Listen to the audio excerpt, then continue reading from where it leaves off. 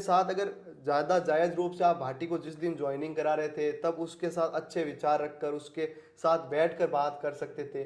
पर अब जब भाटी नहीं मानने को तैयार हैं तो अब परिणाम आपके समक्ष 3 दिसंबर को, ये बीजेपी के लिए सबसे बुरा और घातक परिणाम रहने वाला है। नमस्कार दोस्तों, आज हमारे साथ स्टूडियो में जुड़े हैं एक ऐसे व्यक्ति जो पश्चिमी राजस्थान की शिव विधानसभा क्षेत्र के निवासी हैं और जयपुर में राजस्थान यूनिवर्सिटी में छात्र राजनीति में भी काफ़ी लंबे समय से एक्टिव हैं, उज्जवल सिंह राठौड़। आइए इनसे चर्चा करते हैं राजस्थान के इस चुनावी महासमर में सबसे हॉट सीट शिव के बारे में। उज्जवल सिंह जी, आपका बहुत बहुत स्वागत है हमारे स्टूडियो। बिल्कुल सर, धन्यवाद। उज्जवल सिंह जी, आपके शिव विधानसभा क्षेत्र से इस बार देखा जा रहा है कि काफी सारे कैंडिडेट हैं, जिनमें राजपूत समाज के भी बहुत सारे कैंडिडेट हैं, मुस्लिम समाज के भी काफी कैंडिडेट हैं। इसके अलावा आरएलपी ने भी अपने प्रत्याशी उतार कर मुकाबले को और रोचक बना दिया है। जरा इस पर प्रकाश डालिए कि इस बार शिव का चुनाव किस दिशा में जा रहा है। इस बार शिव विधानसभा में देखा जाए तो युवाओं के चेहरे के रूप में रविंद्र सिंह भाटी, पूर्व एमएलए रह चुके जालम सिंह रावलोत, आरएलपी से जिनको चुनाव लड़ आरएलपी रहे ने हैं, टिकट दिया है। अमीन खान जी जो लगातार 10वीं बार चुनाव लड़ रहे हैं कांग्रेस की सीट से, वो पहले 5 बार एमएलए भी रह चुके हैं। इसके अलावा फतेह खान जी है जो पूर्व जिला अध्यक्ष थे कांग्रेस के, लगभग 10 से 12 साल तक वो कांग्रेस के जिला अध्यक्ष रहे हैं। ये तो मुख्य मुख्य वहाँ पर जो तमाम लोगों के अंदर जो जाने जाते हैं कि ये बड़े कट्टर और धुरंधर नेताओं की श्रेणी में ये आते हैं। बाड़मेर में इस बार रविंद्र सिंह भाटी ने, जैसा कि सभी को उम्मीद थी, चुनाव में टिकट डिक्लेयर होने से लगभग 7 से 10 दिन पहले भाजपा ज्वाइन करी, लेकिन भाजपा ने फिर भी उनको दरकिनार करते हुए जिस तरीके की उम्मीदें थी कि बाड़मेर की शिव से रविंद्र सिंह भाटी को टिकट दिया जाएगा, वो ना देते हुए स्वरूप सिंह खारा को अपना उम्मीदवार बनाया। और लगभग 7 से 10 दिन पहले ही भाजपा ज्वाइन करने के बाद में आज स्थिति यह है कि रविंद्र सिंह भाटी निर्दलीय अपना नामांकन दाखिल कर चुके हैं। तो रविंद्र सिंह भाटी का जो ये इस तरीके से बीजेपी ने टिकट काटा है, एक तरीके से बीजेपी ज्वाइन करवा के, तो उसको बाड़मेर के युवा किस नजर से देखते हैं? देखिए भूपेंद्र जी, जिस प्रकार से देखा जाए, स्वरूप सिंह खारा पूर्व में 15 वर्ष से लगातार बाढ़ शिव विधानसभा में सक्रिय है। पूर्व में वे आरएसएस के कार्यकर्ता भी रह चुके हैं। अगर इस फैक्टर के रूप में देखें तो इस टिकट के पीछे आरएसएस का हाथ समझा जा सकता है। युवाओं की बात करें तो 2019 से जिस प्रकार से रविंद्र भाटी युवाओं के अंदर सक्रिय है, चाहे जेएनयू की राजनीति को लेकर हो, चाहे बाड़मेर की धरातल की राजनीति को लेकर हो, चाहे शिव के अंदर उन्होंने पिछले आने वाले 6 महीने के अंदर धुआंधार 500 गांवों के अंदर रैलियां निकाली है। इस प्रकार से देखा जा सकता है कि युवा जोश किस प्रकार से नई राजनीति की दिशा को परिवर्तित कर सकता है। मानता हूं कि युवा काफ़ी नाराज हैं बीजेपी से। बाड़मेर के अंदर लगभग 20 लाख समथिंग वोटर है डिस्ट्रिक्ट के अंदर। शिव विधानसभा जो बड़ा वोट बैंक रखता है, क्षेत्रफल भी बड़ा है, 3 लाख वोट बैंक वाला शिव विधानसभा, वहाँ पर भाटी पिछले 6 महीनों से गाँव के अंदर लगातार सक्रिय थे। डोर टू डोर कैंपेनिंग करने की उनकी रणनीति थी। अगर भाटी ने जिस प्रकार पश्चिमी राजस्थान के एक सबसे बड़े विश्वविद्यालय के अंदर वो छात्र संघ अध्यक्ष रहे, 57 साल का आज तक उन्होंने रिकॉर्ड तोड़ा निर्दलीय के रूप में, तो उनकी छवि कोरोना काल के अंदर भी वे लगातार लोगों जन सेवा के अंदर मजबूती दिखाते रहे और पूरे राजस्थान में बतौर युवा नेता के रूप में वो देखे जाने लगे थे। लेकिन एक चीज बताइए, जैसे क्या है कि टिकट पार्टी का, अगर आपका टिकट डिक्लेरेशन के पैरामीटर की बात करें तो इंसान पार्टी का कार्यकर्ता भी होना चाहिए। आप मेरी बात समझ रहे हैं? तो आपको क्या लगता है, बीजेपी ने स्वरूप सिंह खारा को टिकट देकर सही किया या टिकट रविंद्र सिंह भाटी को मिलना चाहिए था? देखिए, जिस प्रकार से अगर बीजेपी की सोच रही है विवेकानंद जी को लेकर, विवेकानंद जी को अगर बड़े स्तर पर देखा जाए तो वे युवाओं की बातें करते थे। उनका विचार, वैचारिक दृष्टिकोण और बीजेपी जिस प्रकार से बयानबाजी करती है, हम युवाओं को आगे लाना चाहते हैं। मैं आपको इस क्षेत्र की ओर खींचना चाहूँगा। कांग्रेस ने इस बार 7 से 8 विधानसभा में युवाओं को मैदान में उतारा है। यहीं बीजेपी का उल्टा 1 से 2 पर मामला सड़ता हुआ नजर आता है। जिस प्रकार से भाटी ने चंद दिनों पहले ही, टिकट से 4 दिन पहले पार्टी ज्वाइन करते हैं, उनको पार्टी में उनका स्वागत किया जाता है, उनको कई टिकट के प्रति सजग भी किया जाता है, उन्हें कई सांत्वनाएं भी दी जाती है। पर जिस प्रकार टिकट उनके निर्णय के विरुद्ध रहा, वे उससे पहले भी लगातार कहते आए हैं कि मैं चुनाव लड़ूंगा, मेरी मुख्य आवाज है शिव का विकास। देखिए, बात ऐसी है कि जैसा आपने खुद ने बोला, रविंद्र सिंह भाटी ने पार्टी ज्वाइन करी चुनाव से 4 दिन पहले, टिकट डिक्लेयर होने से 4 दिन पहले। वहीं स्वरूप सिंह खारा पिछले 15 साल से एक्टिव है, इस बात को आप भी मानते हैं। उससे पहले आरएसएस के भी वो सक्रिय कार्यकर्ता रहे हैं। भाजपा को उन्होंने क्षेत्र में मजबूत करने का काम किया है। तो इसके आधार पर तो सीधी सी बात है कि टिकट पर हक स्वरूप सिंह खारा का ज्यादा बनता था। रविंद्र सिंह भाटी बेशक चुनाव लड़े, लेकिन मेरे हिसाब से भाजपा के टिकट के लिए वे उचित उम्मीदवार नहीं थे, क्योंकि पार्टी अपना टिकट पार्टी के कार्यकर्ता को दे, तभी पार्टी एकजुट रह सकती है, तभी पार्टी संगठित रह सकती है। बेशक रविंद्र सिंह भाटी के पास में युवा शक्ति हो, लेकिन भाजपा का कार्यकर्ता तो स्वरूप सिंह खारा के पास ही था। देखिए सर, इसके बारे में जिस प्रकार से बात करें तो चुनाव में अगर बेशक देखा जाता है उलटफेर हमेशा बने रहते हैं।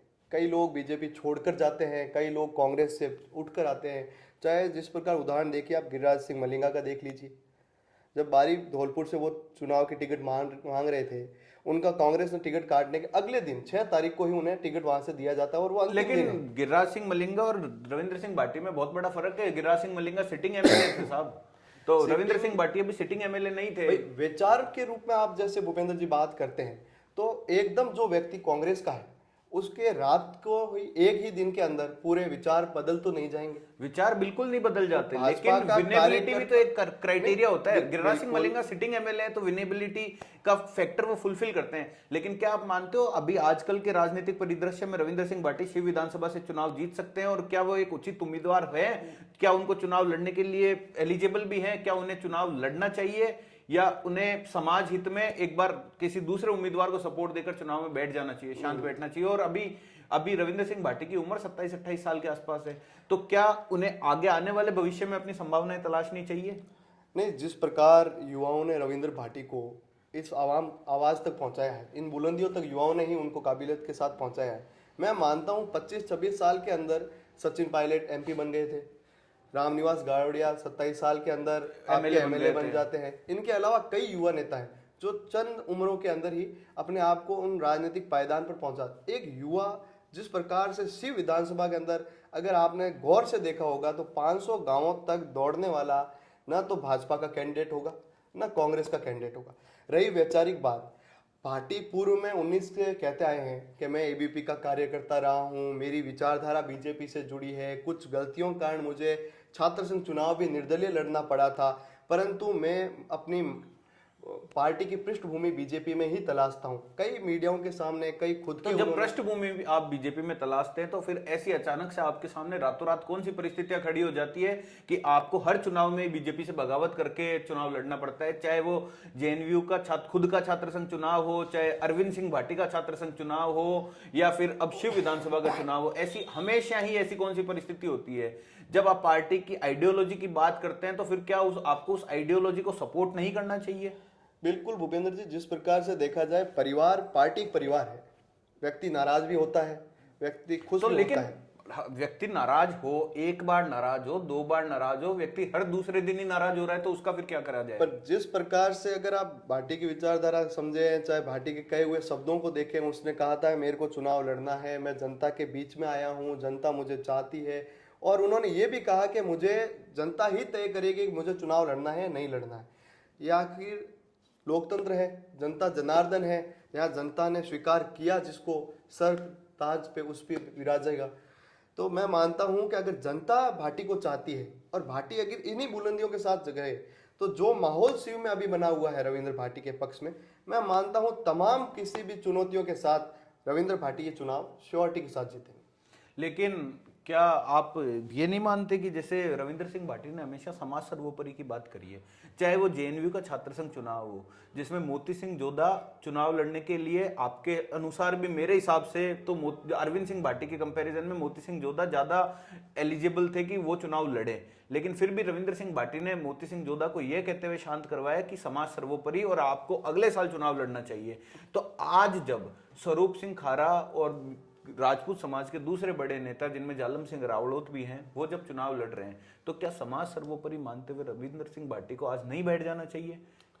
देखिए भूपेंद्र जी, जिस प्रकार से मैं मानता हूं बात को, सामाजिक दृष्टिकोण पर अगर विचार करें तो उचित है ये चुनाव लड़ना न लड़ना। समाज ने, मैं इसके बारे में ज़्यादा नहीं देख सकता, पर जिस प्रकार से अगर ये दबाव बना होता तो आज उन्हें वो छोड़ना होता, पर वो लड़ रहे हैं चुनाव बड़ी मजबूती के साथ। समाज साथ है, समाज हमेशा सर्वोपरि रहा होगा, रहेगा। पर न तो भाटी ने कभी अपने मुंह से इस मोती सिंह जी वाले चुनाव में कहा कि समाज सर्वोपरि है, खुद भाटी, रविंद्र नहीं, भाटी का ये बिल्कुल स्टेटमेंट रविंद्र सिंह नहीं है। भाटी का, बिल्कुल दोनों के साथ में अरविंद सिंह भाटी और मोती सिंह जोधा को आजू बाजू में लेकर रविंद्र सिंह भाटी ने प्रेस में ये बोला है कि समाज सर्वोपरि और अगले साल हम हमारे छोटे भाई मोती सिंह जोधा को चुनाव लड़वाएंगे। वो अगला साल, इस साल चुनाव कैंसिल हो गए तो मोती सिंह जोधा की अब शायद उम्र भी कंप्लीट हो गई उम्र होगी। भी वो, अगर जिस स्थिति में देखा जाए तो समाज, इसको हिसाब से देखा जाए तो अरविंद सिंह भाटी ने, सॉरी, रविंद्र सिंह भाटी ने मोती सिंह जोधा के एक राजनीतिक करियर का कुछ हद तक तो अंत कर ही दिया एक तरीके से। नहीं, वो उनकी वैचारिक बातें थी, उन्होंने साथ में मिल बैठकर उस बातों का हल निकाला, वो साथ आए। वो आज तमाम, आज अरविंद सिंह जी भी एबीवीपी के अंदर ही हैं और भाजपा के अंदर ही वो जुड़ चुके हैं। तो अगर देखा जाए वो परिवार मजबूत ही किया है। बीजेपी की एक वैचारिक दृष्टिकोण और विचारता बढ़ाई है। लेकिन अब ये आप परिवार मजबूत करने की, बीजेपी का वैचारिक विचार की, जब बीजेपी के विचार की जब आप बात करते हैं तो आपको ये सोचना चाहिए कि अरविंद सिंह भाटी जब तैयारी कर रहे थे तो वो कर रहे थे एनएसयूआई से, टिकट वो लेके आए एसएफआई का। चुनाव जीतने के बाद उन्होंने ज्वाइन करी एबीवीपी। तो उनके मन में क्या तीन कोनों में तीन विचार विराजमान है, जो तीन अलग अलग पार्टियों से उन्होंने विचारधारा से वो प्रभावित है। तो कौन सी ये विचारधारा है? ये विचारधारा भूपेंद्र जी, जिस प्रकार से एनएसयूआई ने उनके साथ धोखा किया होगा, चाहे एनएसयूआई ने उनकी बात नहीं मानी, वो लंबे समय से संघर्ष कर रहे थे, 7-8 साल हो गए थे लगातार एनएसयूआई में जुड़े हुए थे, उन्हें मौका नहीं मिल रहा था। व्यक्ति ने निर्दलीय चुनाव लड़ा, फिर एसएफआई में गए, फिर एबीपी में, फिर उन्हें जिस प्रकार से जगह उचित लगी उस अनुसार से उन्होंने, वैसे भी वे न तो वैचारिक दृष्टिकोण, अरविंद सिंह जी अपने उच्च विचार हमेशा रखते आए हैं, रविंद्र भाटी अपने कार्यों के आधार पर कार्य की उच्च श्रेणी के अंदर कार्य करते हैं। मैं मानता हूँ छात्र क्रांति के अंदर देखा जाए तो रविंद्र भाटी ने 36 कौमों से निवेदन के आधार में जयपुर में सबसे बड़ी युवा क्रांति की है, और राजस्थान की शायद ये पहली युवा क्रांति होगी जो इतने जोश के साथ हुई थी। और इसके अलावा एक चीज ये भी है कि रविंद्र सिंह भाटी अपने क्षेत्र में बहुत कम समय एक्टिव रहे हैं, अगर एक तरीके से देखा जाए तो फिर ऐसा कौन सा वो विनेबिलिटी वाला क्राइटेरिया है जिसको रविंद्र सिंह भाटी फुलफिल करते हैं? यहाँ तक कि बीजेपी के कुछ लीडर ने तो ये भी बोला हुआ है कि रविंद्र सिंह भाटी 6, 8, 10 हजार वोट का नुकसान करेंगे, इसके अलावा कुछ भी नहीं है। ये व्यक्ति की पर्सनल विचार हो सकते हैं। एक पार्टी, अगर किसी व्यक्ति को आप हल्के में आंकते हैं तो ये मैं नहीं मानता। लोकतंत्र अगर आप उचित दृष्टिकोण से देखते हो तो लोकतंत्र ये है कि जनता तय करेगी मतदान के द्वारा, और मतदान अब 25 नवंबर को है। आप 25 नवंबर को देखिए मतदान किस ओर होता है, 3 दिसंबर को रिजल्ट आएगा, युवा तरुणाई किस तरफ जाती है, ये सब बातें हम जनता के ऊपर छोड़ते हैं उस क्षेत्र के अंदर। और मैं मानता हूँ युवा भारत का भविष्य है। अगर युवा अपनी बुलंदियों के साथ जुड़ा रहा, परिवर्तन हमेशा संसार का नियम रहा है। आज युवाओं का मौका नहीं देंगे, जब यही युवा इस जोश के साथ दौड़ रहे, जब ये बुजुर्ग हो जाएंगे तब आप इनको मैदान में उतारोगे। बूढ़े घोड़े को रेस में लगाने से आप रेस हारोगे, कभी जीत नहीं सकते।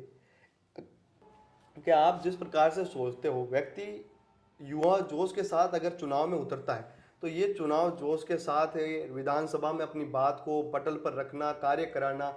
और कहावत भी रही है, लंगड़े घोड़े या बूढ़े घोड़े को मैदान में नहीं उतारा करते। मैं मानता हूँ हम युवाओं को मौका देना चाहिए। कल को अगर युवा राष्ट्र 45% पॉपुलेशन हमारी युवा है, विश्व में हम अपनी अलग से एक हुंकार बढ़ते हैं, हमारे पास वर्ल्ड के सबसे ज़्यादा युवा है। तो इन युवाओं का मौका कब दोगे? इनके विचार कब आएंगे? समय बदल रहा है, परिस्थितियां बदल रही है, उस हिसाब से हमें राजनीति के तौर तरीके भी बदलने चाहिए व्यक्ति के। और युवा ही जोश के साथ कदम रख सकता है। बाकी अगर आप जिस प्रकार से सोचते हैं, मैं मानता हूँ ऐसे युवाओं को मौका देना चाहिए था पार्टी को। पार्टी ने मौका नहीं दिया, पार्टी इसका खामियाजा भी भुगत सकती है। और तो स्वरूप सिंह खारा को आप फिर किस तरीके से देखते हैं कि उनके चुनाव में क्या प्रदर्शन रहेगा? उनके चुनाव में प्रदर्शन, उनका जो 15 साल का, वो कहते आए हैं खुद ही अपने स्पीच में कि मैं 15 साल का अनुभव है मेरा, मैं वहाँ पे ये रहा। मैं मानता हूँ पिछले 2 वर्ष से वो जिला अध्यक्ष जरूर है, और जिस हिसाब से पूरे जिले के अंदर बीजेपी ने टिकटें बांटी है, मैं ये मान रहा हूँ कि बीजेपी बाड़मेर के अंदर सबसे ज्यादा पिछड़ने वाली पार्टी साबित होगी। और स्वरूप सिंह खारा खुद कौन से नंबर पे रह सकते हैं इसी विधानसभा से? शिव विधानसभा से अगर मेरा मानना तो है रविंद्र भाटी युवाओं की आवाज के रूप में टक्कर देंगे, चाहे वो अमीन खान साहब हो, चाहे फतेह खान जी हो, इनके बीच में टक्कर के आसार ज्यादा दिखते हैं। जिस प्रकार से पार्टी ने कट्टरपंथ के आधार पर जिस प्रकार स्वरूप सिंह को टिकट दिया है, मैं मानता हूँ हर जगह आप अपने पुराने कैंडिडेट और पुराने पैंतरे अपना रहे हैं। इसके साथ अगर ज़्यादा जायज़ रूप से आप भाटी को जिस दिन ज्वाइनिंग करा रहे थे तब उसके साथ अच्छे विचार रखकर उसके साथ बैठकर बात कर सकते थे, पर अब जब भाटी नहीं मानने को तैयार हैं तो अब परिणाम आपके समक्ष 3 दिसंबर को, ये बीजेपी के लिए सबसे बुरा और घातक परिणाम रहने वाला है। तो रविंद्र सिंह भाटी के उज्जवल राजनीतिक भविष्य की हम भी कामना करते हैं, क्योंकि अगर देश का युवा और राजस्थान का युवा आगे बढ़ेगा तभी उससे प्रेरणा लेकर प्रदेश के दूसरे युवा भी आगे आने की सोचेंगे, और एक युवा शक्ति से जो प्रेरित राजस्थान होगा वो निश्चित ही विकास के नए आयाम स्थापित करेगा। राम राम। राम राम साहब।